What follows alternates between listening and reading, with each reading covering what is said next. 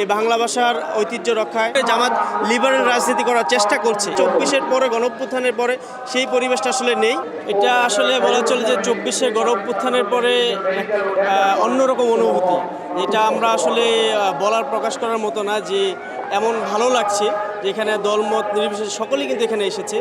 একদম আপনার ছোট থেকে শুরু করে মাঝারি বয়সী, ইয়াং এবং প্রবীণ, মোটামুটি বলা চলে যে এখানে সব বয়সেরই একটা মিলন মেলা আমরা দেখতে পাচ্ছি। এবং বিভিন্ন ধর্ম গোত্র নির্বিশেষে সকলেই কিন্তু শহীদ মিনার এসেছে। সো এটা এই জন্য আমার কাছে খুব ভালো লাগছে যে আমাদের এখানে একটা মানে বলা চলে জাতি হিসেবে একটা মিলন মেলা আমরা এই মুহূর্তে দেখতে পাচ্ছি শহীদ মিনার এসে। কারণ আমরা জানি যে রাজনীতি আসলে আমরা বিগত সময় যেটা দেখে আসছি যে প্রতিহিংসার রাজনীতি, যে দলই ক্ষমতায় থাকে সে প্রায় চায় যে বিপক্ষ যারা রয়েছে বা বিরোধী দল যারা রয়েছে তাদেরকে দমন করা এবং তাদেরকে আসলে নিপীড়ন করা। তো এক্ষেত্রে বলা চলে যে এবার 24-এর বিপ্লবের পর এটাই আসলে আমাদের গণ অধিকার পরিষদের একটা অন্য রকমের ফিল, যে আমরা এই মুহূর্তে আমরা একদম সুন্দর মতো আসলে এখানে এসে ফুল দিতে পারছি। আমরা বিগত সময় দেখতে পাচ্ছিলাম যে আওয়ামী লীগের সময় কিন্তু আমরা অন্যরকম একটা সমস্যা ছিল যে আমাদের যে কোনো সময় একটা অ্যাটাক হতে পারতো বা যে কোনো সময় হামলার সম্মুখীন হতে পারতাম, এমন একটা সংকট ছিল আমাদের সব সময় ছিল। তো এই মুহূর্তে আমরা দেখতে পাচ্ছি যে 24-এর পরে গণঅভ্যুত্থানের পরে সেই পরিবেশটা আসলে নেই।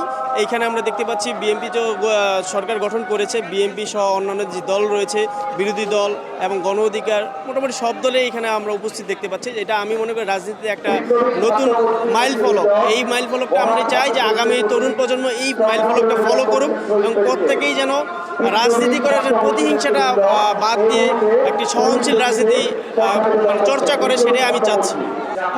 আমরা মানে যে জিনিসটা আসলে দেখে আসছি, জামাত ইসলাম শব্দটা ইউজ করে আসলে তারা যে জিনিসটা আসলে চাচ্ছে সেটা মূলত আমি মনে করি জামাত লিবারেল রাজনীতি করার চেষ্টা করছে। এই মুহূর্তে আমার সম্পূর্ণ মনে হচ্ছে তারা লিবারেল একটি রাজনৈতিক দল, তারা কোনো ইসলামিক দল নয়।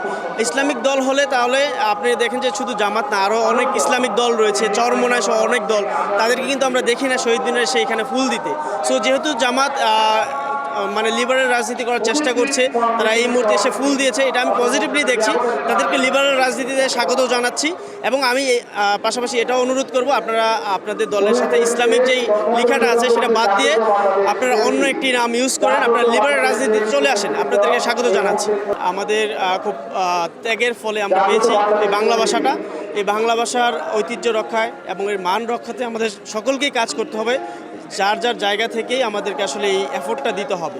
যার যে প্রফেশন রয়েছে সেই প্রফেশন থেকেই আমরা যেন বাংলা ভাষাকে ধারণ করি, লালন করি, বাংলা ভাষাকে যেন আমরা তুচ্ছতাচ্ছিল্য না করি। আমি বাংলায় কথা বলি তাই বলে আমাকে অপমান অপদস্থ করতে হবে, এটা যেন না হয়।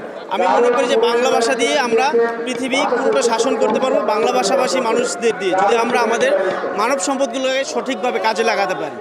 ধন্যবাদ। Thank you.